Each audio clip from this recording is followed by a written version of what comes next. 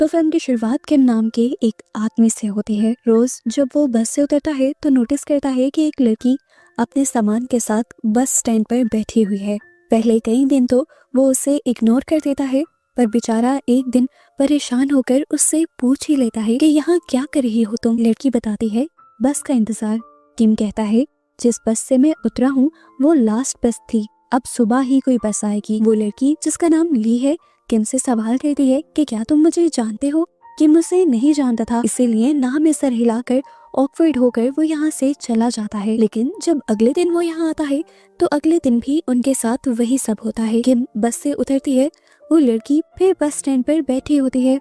बस चेंज ये था कि आज बारिश भी हो रही थी। किम को उस लड़की पर तरस आ जाता है और वो इस लड़की से कहता है कि यहाँ रुकना तुम्हारे लिए ठीक नहीं, मेरा घर पास में ही है, चाहो तो वहाँ रात गुजार सकती हो। लड़की मान जाती है और किम उसे लेकर अपने घर चला आता है। सीन कट होकर हमें एक नर्स को दिखाया जाता है जो रात में आईसीयू में ड्यूटी दे रही थी। इसी टाइम पर एक अजीब सा आदमी आईसीयू में आने की कोशिश करता है। नर्स ने जब उसे अंदर जाने से मना किया तो उसने बताया कि वो असल में मुर्दा घर जाना चाहता है, यानी उस जगह जाना चाहता है जहाँ पर हॉस्पिटल वाले मरने के बाद लाशों को फ्रीज करते हैं। नर्स उसकी बात का जवाब देती उससे पहले ही एक पेशेंट की तबीयत बिगड़ जाती है और सिचुएशन हैंडल कर जब वो वापस आती है तो देखती है कि वो आदमी वहाँ से जा चुका था।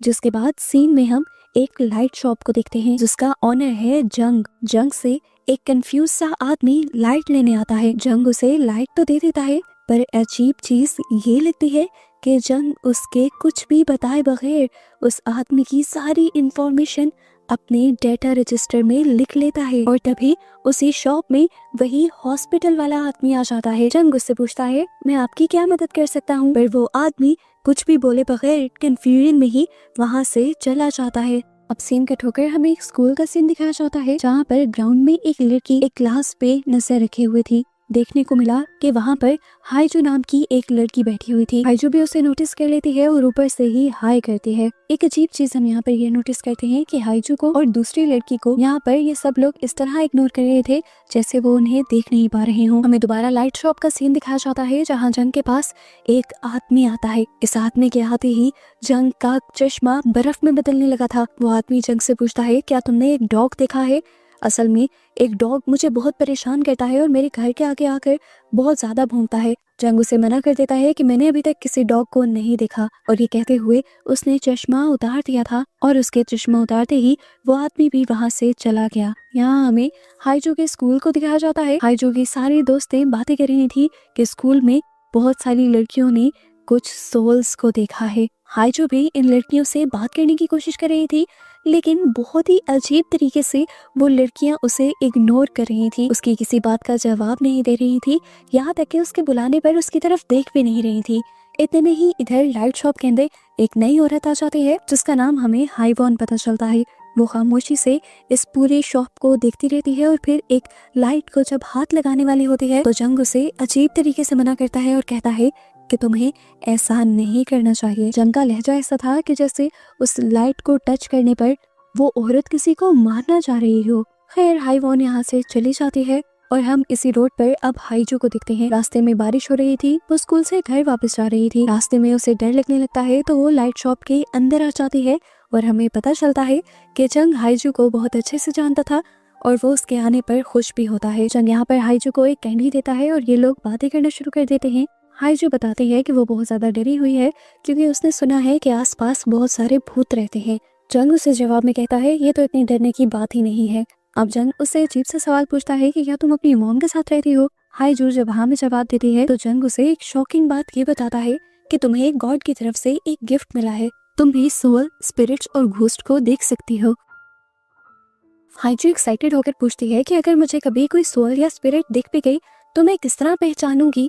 जंग कहता है कि तुम्हें गौर से देखना होगा उन लोगों को, उनके अंदर कुछ न कुछ एबनॉर्मल होगा। हाईजू सोच भी बढ़ जाती है और इधर हमें जंग का रिफ्लेक्शन नीचे मिरर में दिखाया जाता है। वो बिल्कुल बूढ़ा दिख रहा था, यानी जंग खुद भी एक भूत ही था। सीन कट होता है और हम दूसरी तरफ दोबारा देखते हैं किम को। किम अपने घर जाने के बाद नोटिस करता है कि ली के नाखून उल्टी तरफ लगे हुए थे और इस चीज़ से वो बहुत ज़्यादा डर जाता है और हम देखते हैं कि उसी टाइम ली उसके ऊपर हमला कर देती है। ली ने उसके साथ क्या किया ये तो नहीं दिखाया गया, लेकिन उसके बाद ली अपना टचिकेस लिए किम के घर से बाहर निकल रही थी और अब उसके टचिकेस से खून टपक रहा था। हाईजू जो अब घर के लिए निकल चुकी थी वो भी ली को देख लेती है और ली को देखकर हाय बोलती है और हैरान होकर ली पीछे मुड़कर उसे देखती है। ली खुद हैरान थी कि हाईजू उसे कैसे देख सकती है, क्योंकि ली तो एक भूत थी। इसी टाइम पर हमें रोड पर यूजी नाम के एक और लड़के को भी दिखाया जाता है। वो भी जब स्कूल से वापस घर जा रहा था तो उसे बहुत ज़्यादा डर लग रहा था। अपने डर को कम करने के लिए वो गाना गा रहा होता है और घर के अंदर सियोन नाम की लड़की उसके गाने से बहुत ही ज़्यादा तंग पड़ रही होती है। वो अपना काम नहीं कर पा रही थी उसके गाने की वजह से। ऊपर से यहाँ पर लाइट भी चली गई और लाइट के जाते ही हमें उसके पीछे की शैडो में किसी और को उसके साथ दिखाया जाता है और इस बात से सियोन बिल्कुल अनजान थी। खैर अब वो लाइट को चेक करने जाती है तो पता चलता है कि मेन स्विच बंद नहीं था, लेकिन फिर भी लाइट नहीं आ रही थी और ऐसा सिर्फ उसी के घर में हो रहा था। वो इस चीज़ को भी ये सोचते हुए इग्नोर कर देती है कि ये घर बहुत पुराना है, कोई टेक्निकल खराबी होगी यहाँ पर। वो कमरे में आकर दोबारा लैपटॉप खोलकर अपना काम कंटिन्यू करती है तो यूजी की आवाज़ दोबारा उसे परेशान करती है और वो विंडो से ही यूजी को गाना बंद करने को कहती है। तभी यूजी भी उसी घर की विंडो की तरफ देखता है और उसे सियोन के पीछे कोई खड़ा हुआ दिखाई देता है, जिसकी वजह से वो डर कर यहाँ से भाग जाता है। यहाँ अब हमें हॉस्पिटल में नर्स को दिखाया जाता है। नर्स इस टाइम वॉशरूम में थी तो वॉशरूम की वेंटिलेशन से कोई निकलकर लटक कर उसे देखने लग जाता है। नर्स उसे देखकर डर तो जाती है लेकिन चिल्लाती नहीं, बल्कि वो अपनी आंख और कान बंद कर लेती है और उस एंटिटी को पूरी तरह से इग्नोर कर देती है, जिसके बाद वो एंटिटी वहां से गायब हो जाती है। सीन कट होकर अगली रात दोबारा हमें हाईजू को दिखाया जाता है, जो रात में दोबारा जब स्कूल के बाद अपने घर आ रही थी तो रास्ते में उसे हाईवॉन दिख जाती है। इस टाइम बारिश हो रही थी। हाईजू ने हाईवॉन से अपना अम्ब्रेला शेयर किया। वो बातें करते हुए चल रहे थे पर अचानक से हाईवॉन लंबी होने लगी और बड़ी होते होते उसका कद बहुत ही ज्यादा लंबा हो गया। हाईजू उसे देखकर डर गई और समझ गई कि वो इंसान नहीं है जिस तरह जंग ने उसे बताया था। जंग ने उसे ये भी बताया था कि अगर इस तरह कोई भी उसके सामने आ जाए तो वह बिना उसकी तरफ देखे सुने उसे इग्नोर करके यहाँ से चली जाए। पहले पहले तो हाईजू यही बात मानकर सीधा सीधा चलने लग जाती है, लेकिन जैसे ही हाईजू पीछे मुड़कर देखती है तो पता चलता है कि हाईवॉन अभी भी उसके पीछे आ रही थी लंगड़ाती हुई। जंग को भी इस सब के बारे में पता चल जाता है, इसीलिए वो भागकर अपनी लाइट शॉप से बाहर निकलता है। वो हाईजू को फौरन से अपने घर जाने को कहता है और यहाँ हाईवॉन के सामने अपना चश्मा निकालता है तो हाईवॉन उसकी आंखें देखकर डर जाती है और यहाँ से चली जाती है। इधर अगले दिन अब यूजी भी स्कूल से जब घर जा रहा था तो रास्ते में उसे ली दिख जाती है। ली के पास उसने सूटकेस भी नोटिस किया, लेकिन ये नहीं नोटिस किया कि सूटकेस में से अभी भी ब्लड निकल रहा है।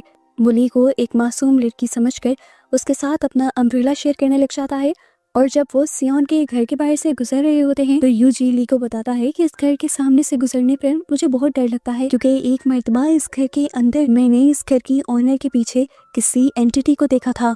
ठीक इसी टाइम पर हम देखते हैं कि सियोन को भी घर के अंदर अपने पीछे किसी का शैडो नजर आ जाता है और वो भी समझ जाती है कि उसके घर में उसके साथ कोई और एंटिटी भी रह रही है। बाहर हम दोबारा यूजी और ली को देखते हैं। बातें करते करते यूजी ली के हाथ देख लेता है और नोटिस करता है कि ली के नाखून उल्टी साइड पर जुड़े हुए थे और ये देखकर वो समझ आता है कि ली भी इंसान नहीं थी और खौफ के मारे उसकी जान निकल जाती है। डर के मारे वो नीचे भी गिर जाता है और उसके पाँव भी टेढ़े हो जाते हैं। वो जोर जोर से कांपने लग जाता है और ली उससे पूछती है क्या तुम ठीक हो? यूजी उसकी किसी बात का जवाब नहीं देता और लंगड़ाते हुए यहाँ से चला जाता है, जिसके बाद ली उस लाइट शॉप के अंदर आ जाती है। जंग ली से पूछता है कि तुम्हें क्या चाहिए, मैं तुम्हारी क्या मदद कर सकता हूँ। ली इस टाइम एक बल्ब को गौर से देखती है और जंग से कहती है मैं जानती हूँ कि मुझे क्या चाहिए। इसी दौरान वो वापस आने के लिए मुड़ जाती है और यहाँ पर डिटेक्टिव आ जाते हैं। डिटेक्टिव किसी आदमी को ढूंढते हुए यहाँ आए थे और वो जंग से उस आदमी के बारे में पूछ रहे थे। इस दौरान वो नोटिस करते हैं कि ली जहाँ से गुजर रही थी वहाँ पर खून गिरा हुआ है। उनका ध्यान ली के सूटकेस पर तो नहीं जाता, लेकिन वो रुककर ली से पूछ लेते हैं क्या तुम्हें कोई चोट लगी है। ली नाम ही सर हिला देती है और यहाँ से बाहर जाने लगती है। ली की हालत भी काफी खराब थी, बाहर बारिश भी हो रही थी, इसीलिए डिटेक्टिव बारिश से बचने के लिए उसे अपना रेनकोट दे देते हैं। अब सीन कट होकर हमें दोबारा हॉस्पिटल का सीन दिखाया जाता है। हॉस्पिटल के मुर्दा घर में एक नर्स एक डेड बॉडी से डर जाती है और डॉक्टर को बताती है कि ये डेड बॉडी बोल रही थी। डॉक्टर बिल्कुल भी हैरान नहीं होता, नॉर्मल तरीके से उठता है और नर्स से कहता है कि चलो इससे माफी मांगो। दोनों मिलकर उस डेड बॉडी से माफी मांगते हैं। इसके बाद नर्स यहाँ से चली जाती है और डॉक्टर अकेले ही इस डेड बॉडी को तैयार करने लगते हैं और हमें दिखाया जाता है कि डॉक्टर उस डेड बॉडी से बात कर रहे थे। डेड बॉडी कंफ्यूज थी कि उसके साथ क्या हो रहा है, तो डॉक्टर उसे बताती हैं कि तुम मर चुकी हो। इसी हॉस्पिटल में अभी तक वो नर्स घर नहीं गई थी। वो जब लिफ्ट में होती है, अचानक से उसे एक बस ड्राइवर दिखाई देता है। वो बस ड्राइवर उसे देखकर रोने लग जाता है और उसके रोते ही उसकी आंखों के बजाय उसकी पूरी बॉडी में से पानी निकलने लगता है और ये पानी लिफ्ट में भर जाता है। वो नर्स ये देखकर बहुत ज्यादा डर जाती है और ये लोग पानी में जैसे ही डूबने वाला होते हैं, तभी अचानक लिफ्ट का दरवाजा खुल जाता है और नर्स देखती है कि यहाँ पर ना तो वो पानी था और ना वो आदमी। सीन कट होकर दोबारा हमें लाइट शॉप का सीन दिखाया जाता है, जहाँ पर दोबारा एक क्रिमिनल को ढूंढते हुए डिटेक्टिव आ गए थे। जंग अब डिटेक्टिव से उस आदमी के बारे में पूछने लग जाता है जिसे वो ढूंढ रहे हैं। जिस टाइम डिटेक्टिव उस आदमी के बारे में बता रहे थे, हम नोटिस करते हैं कि डिटेक्टिव की आंखें बार बार बदलती जा रही थी। अगली सुबह हमें हॉस्पिटल का सीन दिखाया जाता है। नर्स दोबारा अपनी ड्यूटी पर आ जाते हैं और जब वो एक पेशेंट को लिफ्ट के जरिए एक दूसरे रूम में शिफ्ट कर रही होती है, तब वो पेशेंट बताता है कि मुझे हॉस्पिटल में बहुत से ऐसे लोग नजर आते हैं जो बाकी किसी को नजर नहीं आते। नर्स उसे कुछ नहीं बोलती और कहती है कि मैं भी उन लोगों को देख सकती हूँ। ऐसा तब होता है जब हम मौत के मुंह में जाकर दोबारा से जिंदा होते हैं। वो बताती है कि मेरा भी एक ऐसा एक्सीडेंट हुआ था जिसके बाद मैं मौत के मुंह से वापस निकल कर आई थी और तब से मैं भी उन लोगों को देख सकती हूँ और अगर अब आप ऐसे किसी को देखें तो उसे इग्नोर कर दीजिएगा। इसके बाद नर्स उसे आईसीयू के एक रूम में ले आती है और यहाँ आईसीयू के रूम में हम बहुत सारे पेशेंट्स को देखते हैं जो कि कोमा में थे। हैरानी की बात थी कि ये सारे पेशेंट्स वही कैरेक्टर थे जिन्हें हम काफी देर से इस सीजन में देखते आ रहे हैं। यानी यहाँ पर एक बहुत बड़ा ट्विस्ट ये है कि हम जिन लोगों को देख रहे हैं वो जिंदा नहीं है। असल में उन कैरेक्टर्स की सोल हमें दुनिया में भटकती हुई दिखाई जा रही थी, क्योंकि ना तो वो मरे थे और ना ही जिंदा थे, वो कोमा में थे, इसीलिए उनकी सोल्स दुनिया में भटक रही थी। अब फाइनली हमें हाइजू को दिखाया जाता है। हाइजू हर मर्तबा लाइट शॉप से अपनी मॉम के लिए एक बल्ब लाया करती थी, लेकिन अजीब बात ये थी कि जब भी वो घर पर आकर वो बल्ब लगाती थी, वो बल्ब फौरन से खराब हो जाता था। इस तरह उनकी डस्टबिन के अंदर बहुत सारे बल्ब जमा हो गए थे। हाइजू की मॉम इस टाइम उदास होती है तो हाइजू उन्हें गले लगा लेते हैं और इस टाइम एक बहुत ही अजीब चीज हाइजू फील करती है कि अचानक से उनकी मॉम के अंदर से बहुत से फूलों की खुशबू आने लगी थी। सीन कट होकर हमें असल दुनिया का सीन दिखाया जाता है।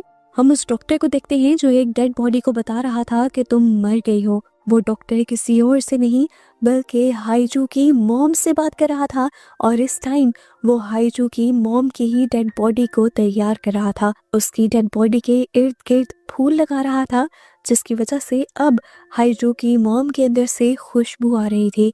मतलब साफ है कि हाइजू की मॉम और हाइजू भी उस टाइम सोल्स की दुनिया में है। आखिर ये लोग सोल्स की दुनिया में आए कैसे थे? यहाँ पर ये मिस्ट्री खुलती है और कहानी पास्ट में जाती है। हम इस सीजन में दिखाए गए सभी कैरेक्टर्स को देखते हैं जो अपनी अपनी रूटीन फॉलो कर रहे थे। सबसे पहले हम किम को देखते हैं। किम अपने फियांसे से मिलने के लिए जा रहा था और किम की फियांसी कोई और नहीं थी बल्कि ली थी। जिसके बाद हमें हाईवॉन और सियोन को दिखाया जाता है और हमें पता चलता है कि ये दोनों एक साथ ही रहते हैं। और फाइनली अब हम हाइजू और उसकी मॉम को भी देख लेते हैं। हाइजू की मॉम हाइजू का बहुत ज्यादा ख्याल रखती थी। हमेशा हाइजू के डैड उसे लेने के लिए आया करते थे, लेकिन क्योंकि उस दिन हाइजू के डैड बिजनेस ट्रिप पर गए हुए थे तो इसीलिए हाइजू की मॉम खुद हाइजू को लेने आई थी। और यही इस स्कूल से निकलते हुए हमें यूजी को भी दिखा दिया जाता है। यूजी आकर एक बस में बैठता है जिसमें पहले से वही बस ड्राइवर था जिसे हम पहले देख चुके हैं। जिस टाइम वो नर्स के साथ लिफ्ट में था और पानी भरता जा रहा था, इस टाइम ड्राइवर नोटिस करता है कि बस की ब्रेक्स सही से काम नहीं कर रही। फिर भी वो इन्हें रिपेयर नहीं करता क्योंकि बस के निकलने का टाइम हो रहा था। और इस टाइम इस बस में सभी मेन कैरेक्टर्स भी थे। बस चल पड़ते हैं। बारिश हो रही थी। अचानक बस का बैलेंस बिगड़ता है, टायर पंचर हो जाता है, ब्रेक काम नहीं करती और बस जाकर ब्रिज तोड़ते हुए पानी में गिर जाती है। ली जो इस टाइम अगले टर्मिनल पर बस का वेट कर रही थी ताकि उसमें से किम निकले, वो ये एक्सीडेंट देखकर टूट जाती है। एकदम से सबकी जिंदगियां दांव पर लग जाती हैं। इमरजेंसी में सबको हॉस्पिटल लाया जाता है और सबकी हालत बहुत ज्यादा खराब होती है। हमें पता चलता है कि हॉस्पिटल तक आते आते हाइजो की मॉम और हाईवॉन दोनों की ही मौत हो चुकी थी और बाकी सब भी बिल्कुल ठीक नहीं थे। बाकी सब भी कोमा में थे। किम के मॉम डैड इस टाइम बहुत ज्यादा परेशान थे किम के लिए। ली किम की मॉम को मैसेज करती है ली की हालत पूछने के लिए, तो गुस्से में आकर किम की मॉम उसे कह देती हैं कि किम मर गया, क्योंकि वो नहीं चाहती थी कि ली किम के साथ रहे, क्योंकि ली सुन और बोल नहीं सकती थी और उसका इस दुनिया में किम के अलावा कोई और था भी नहीं। किम की मौत की खबर सुनकर वो टूट जाती है और अपनी जान ले लेती है। यानी हमें पता चलता है कि सोल्स की दुनिया में 3 लोग मर चुके थे और बाकी सब जिंदगी और मौत के दरमियान वाले फेस में थे। ली ने सुसाइड की थी और सुसाइड इतने दर्दनाक तरीके से की थी कि उसके हाथ के नेल्स तक टूट गए थे। इसी वजह से सोल्स की दुनिया में उसके नेल उल्टे लगे हुए थे। अब सीन कट होकर दोबारा प्रेजेंट में आ जाता है और हमें वही सोल्स वाली दुनिया दिखाई जाती है। हम ली को उसी बस स्टैंड पर वेट करता हुआ देखते हैं जैसे वो अपने मरने से पहले कर रही थी। बस में से किम निकल कर आता है। असल में वो किम नहीं है, किम की सोल है, जो अब ये भी भूल चुका है कि ली उसकी फियांसी हुआ करती थी। हर रोज की तरह वो ली को देखता है, ये सोचता है कि ली उसे गौर से क्यों दिख रही है और यहाँ से चला जाता है। हमेशा थोड़ी ही दूर जाने पर किम गिर जाया करता था, क्योंकि असली दुनिया में उसकी दोनों टांगें टूट गई थी। इसीलिए इस सोल वाली दुनिया में भी वो सही से चल नहीं पा रहा था। इस सोल की दुनिया में किम का बार बार बस से निकलना, थोड़ा सा दूर जाकर गिर जाना और ली का फिर उसे संभालना, ये सब एक लूप में चल रहा था। किम हमेशा उसे संभाल कर अपने घर लेकर जाया करती थी और रोज उसकी टांगें सिल दिया करती थी ताकि वो इस सोल वाली दुनिया में भी चल सके और असली दुनिया में भी जल्द ही ठीक हो जाए। यानी ली को जहां हम पूरी मूवी में एक किलर समझते आए हैं, असल में वही किम की सबसे अच्छी हमदर्द थी। सीन कट होकर अब हमें सियोन को दिखाया जाता है जो अब अपने अंधेरे घर में थी। काफी देर लाइट नहीं आती, वो पागल सी होने लगती है और जैसे ही वो गिरती है तो उसे अपने एक्सीडेंट के बारे में सब कुछ याद आ जाता है। उसे याद आता है कि उसे बचाने के लिए उसकी दोस्त हाईवॉन ने उसे पीछे से पकड़ लिया था। ये जानकर वो बहुत ज्यादा रोने लग जाती है और हाईवॉन उसे दिलासा देती है। यहाँ पर डिटेक्टिव भी सीक्रेट ऑन करने के लिए अपना लाइटर ऑन करता है और जैसे ही रोशनी में थोड़ा सा उसे अपना साया नजर आता है तो वो दिखता है कि उसका आधा सर गायब था। वो डर कर लाइट शॉप के अंदर चला जाता है और वो जंग से इन सारी चीजों के बारे में पूछता है कि ऐसे अजीब अजीब काम उसके साथ ही क्यों हो रही है। वो जंग से कोई भी सवाल करता है कि इस दुनिया में कभी सुबह क्यों नहीं होती, हमेशा रात ही क्यों रहती है। उसकी बातों के जवाब में जंग कुछ नहीं बोलता बल्कि अपनी ऐनक निकाल देता है और हम पहली मर्तबा उसकी डिमोनिक आइज को देखते हैं। यहाँ के देखकर डिटेक्टिव समझ गया था कि जंग कोई इंसान नहीं है और वो ये भी जान गया था कि वो भी अब इंसान नहीं रहा। डिटेक्टिव को अपना एक्सीडेंट तो याद था, लेकिन अब वो जंग से जंग की कहानी पूछता है कि तुम यहाँ पर कैसे आए थे। जंग बताता है कि सालों पहले जब एक सिलसिला आया था तो हमारी बिल्डिंग गिर गई थी। उस बिल्डिंग में मैं और मेरी बेटी दोनों ही अंदर दब गए थे। मैंने अपनी बेटी को ढूंढने की और निकालने की बहुत कोशिश की, पर जब मैं नहीं निकाल पाया तो मैं इस शॉप में मदद मांगने के लिए आया। उस टाइम यहाँ पर इस लाइट शॉप की ऑनर एक लड़की थी जिसने मुझे देखकर बताया कि मैं मर चुका हूँ और एक आत्मा बन चुका हूँ, और उसने मुझे ये भी बताया था कि तुम्हारी बेटी को दुनिया में रेस्क्यू कर लिया गया है और वो जिंदा है, इसीलिए वो तुम्हें मिल नहीं सकती। जंग बताता है कि उस दिन के बाद से मैं इस लाइट शॉप को संभालने लगा क्योंकि मुझे पता चल गया था कि मरने के बाद या किसी भी मुश्किल में सोल्स एक मर्तबा इस लाइट शॉप में जरूर आती हैं। मैं इस उम्मीद में इस लाइट शॉप पे आज तक काम कर रहा हूँ ताकि मैं एक मर्तबा अपनी बेटी से मिल पाऊँ। अब डिटेक्टिव जंग से पूछता है क्या मैं मर चुका हूँ। जंग कहता है नहीं, तुम कोमा में हो, अभी तुम्हारी सोल सिर्फ यहाँ पर है। तुम वापस दुनिया में जा सकते हो और ये जगह तुम्हारे लिए एक पोर्टल जैसी है जो इस दुनिया को और तुम्हारी इंसानों वाली दुनिया को मिलाती है। तुम्हें यहाँ पर अपनी लाइट को ढूंढना है। अगर तुम्हें तुम्हारी लाइट मिल जाती है तो तुम वापस अपनी दुनिया में चले जाओगे। डिटेक्टिव इधर उधर देखने लग जाता है। यहाँ पर बहुत सारी लाइट्स थी। वो जंग से पूछता है मेरी लाइट कौन सी है और मुझे कैसे मिलेगी। जंग उसे बताता है कि तुम्हें तुम्हारी लाइट मिल चुकी है। वो हैरान होकर अपनी लाइटर की तरफ देखता है जो अभी उसके बगैर जलाए भी जल रहा था, यानी यही उसकी लाइट। यहाँ इसी सोल की दुनिया में अब हम उस बस ड्राइवर को भी देखते हैं। वो बस ड्राइवर इस दुनिया में आए अपने सभी पैसेंजर्स को लाइट शॉप तक पहुँचाना चाहता है ताकि जो लोग दुनिया में कोमा में हैं उनकी लाइफ दोबारा से नॉर्मल हो सके और वो किसी तरह अपनी गलती को सुधार सके। इस टाइम भी वो भीगा हुआ यूजी के पास आता है। उसे लाइट शॉप तक ले जाने के लिए, ताकि यूजी अपनी लाइट ढूंढकर अपनी दुनिया में वापस जाए और नॉर्मल लाइफ गुजारे। वो यूजी को सारी बात बता देता है कि इस टाइम इस दुनिया में तुम असल नहीं हो, यहाँ पर तुम्हारी सोल है। वो उससे अपने किए की माफी भी मांगता है और फिर वो ड्राइवर उसे लेकर लाइट शॉप के अंदर आ जाता है। लाइट शॉप के अंदर आते ही पहली ही नजर में यूजी को अपनी लाइट मिल जाती है। उसे अपनी लाइट का इस तरह पता चला था कि बाकी सारी लाइट्स उसे मध्यम नजर आ रही थी और उसकी वाली लाइट उसे ब्राइट नजर आ रही थी, यानी तेज नजर आ रही थी। जैसे ही यूजी उस लाइट को हाथ लगाता है, वो लाइट और भी ज्यादा चमकने लग जाती है और जंग उसके पास आकर कहता है, उम्मीद है कि हम दोबारा यहाँ नहीं मिलेंगे। नहीं, वो यूजी को उसकी दुनिया में भेज रहा था और अपनी तरफ से उसे बाय कह रहा था। इधर सीन कट होकर हमें दोबारा से किम और ली को दिखाया जाता है। इससे पहले कि लूप दोबारा से शुरू हो जाता, इस मर्तबा ली तेजी दिखाते हुए जल्दी से बस के अंदर चढ़ जाती है और किम को सारी बातें बता देती है कि तुम इस टाइम एक सोल की दुनिया में हो, मैं मर चुकी हूँ, लेकिन तुम अभी भी अपनी दुनिया में जिंदा हो और इस टाइम कोमा में होने की वजह से तुम्हारी सोल यहाँ पर है। तुम्हें वापस अपनी दुनिया में जाना होगा। किम को ली की कही हुई बातें तो समझ आ रही थी, लेकिन उसे ये नहीं पता था कि ली है कौन और उसे ये सब क्यों कह रही है। एक्सीडेंट की वजह से वो ली को पूरी तरह भूल चुका था। यहाँ पर हम देखते हैं कि बस ड्राइवर सियोन को लेने के लिए आया था। वहाँ पर उसे सियोन की फ्रेंड भी मिल जाती है, जिससे वो माफी मांगता है उसकी मौत के लिए। सियोन की फ्रेंड उसे माफ कर देती है और वो अब सियोन की फ्रेंड से रिक्वेस्ट करता है कि प्लीज तुम उसे लाइट शॉप में भेज दो, उसकी जिंदगी के बचने की कुछ उम्मीद है, वो अभी पूरी तरह नहीं मरी। अगर वो लाइट शॉप में चली गई तो वो असली दुनिया में जिंदा हो जाएगी। ये सुनकर सियोन की दोस्त उससे वादा करती है कि मैं उसे लाइट शॉप में जरूर भेज दूंगी। यहाँ अब हमें लाइट शॉप का ही सीन दिखाया जाता है, जहाँ पर इस टाइम लाइट शॉप के अंदर हाइजू की मॉम आई थी जो मर चुकी थी। वो लाइट शॉप में आई थी ताकि वो अपनी बेटी हाइजू के लिए लाइट ले सके और असली दुनिया में वो कोमा से बाहर निकल सके। लेकिन यहाँ पर जंगू से बताता है कि तुम्हारी बेटी को लाइट लेने के लिए यहाँ खुद आना होगा। यहाँ पर हाइजू की मॉम जंग को देखकर रोने लग जाती है, क्योंकि यहाँ पर एक बहुत बड़ा ट्विस्ट ये भी रिवील होता है कि हाइजू की मॉम असल में जंग की बेटी थी, जो उस दिन उस एक्सीडेंट में जंग से बिछड़ गई थी। वो इशारा करके ये बात जंग को समझा देती है और जंग अपनी बेटी से मिलकर बहुत ज्यादा खुश हो जाता है। फाइनली उसके सालों की मेहनत रंग ले आई थी, उसका यहाँ पे इंतजार रंग ले आया था। वो अपनी बेटी को गले लगा लेता है। जबकि सीन कट होकर हमें यहाँ पर दोबारा से उस बस ड्राइवर को दिखाया जाता है। वो बस ड्राइवर हाइजू से मिलने के लिए आया था। वो हाइजू को सारी बात बता देता है कि किस तरह से उनका एक्सीडेंट हुआ था, वो कोमा में है और इस टाइम उसे लाइट शॉप पर जाना होगा ताकि वो अपनी दुनिया में वापस जा सके। ये सारी बातें जानकर हाइजू को बहुत बड़ा झटका लगता है। हाइजू के साथ इतना कुछ जो अजीब हो रहा था, जिसकी वजह से वो डिस्टर्ब थी, आखिर वो वजह ये थी कि उसकी सोल कभी किसी को नजर ही नहीं आ रही थी। उसे आज समझ आया कि क्यों सभी दोस्त उसे इग्नोर करते थे और क्यों स्कूल में सिर्फ एक ही लड़की उसे देख पा रही थी। वो बहुत ज्यादा घबरा जाती है और घर जाती है, जहाँ पर वो देखती है कि उसकी मॉम उसकी लाइट लेकर आई हुई थी। यहाँ पर हाइजू को ये बात पता चलती है कि उसकी मॉम असली दुनिया में मर चुकी है। ये जानकर वो पूरी तरह टूट जाती है और अपनी लाइट लेकर अपनी दुनिया में जाने से इनकार कर देती है।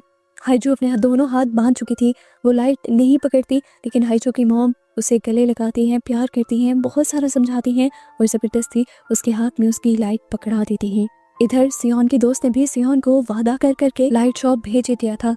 लाइट शॉप में जाकर सियोन ने देखा कि उसकी लाइट बहुत ही मध्यम थी, यानी उसकी जिंदा बचने के चांसेस बहुत कम थे।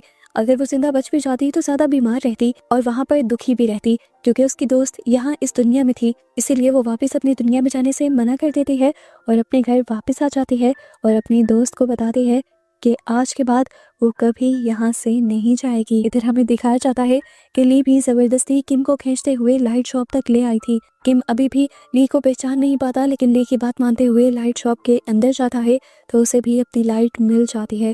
उसके अपनी लाइट को टच करते ही यहाँ पर तेज रोशनी होती है और फाइनली किम अपनी दुनिया में चला जाता है और पीछे से ली बिलक बिलक कर रोने बैठ जाती है, क्योंकि वो जानती थी कि आज के बाद वो कभी किम को नहीं देख पाएगी। सीन कट होकर हमें असली दुनिया का सीन दिखाया जाता है, जहाँ पर फाइनली यूजी को ना सिर्फ होश आया था बल्कि वो पहले की तरह नॉर्मल भी हो गया था और यहाँ पर उससे मिलने के लिए वही नर्स आती है जिसे हमने मूवी के स्टार्ट में देखा हुआ है।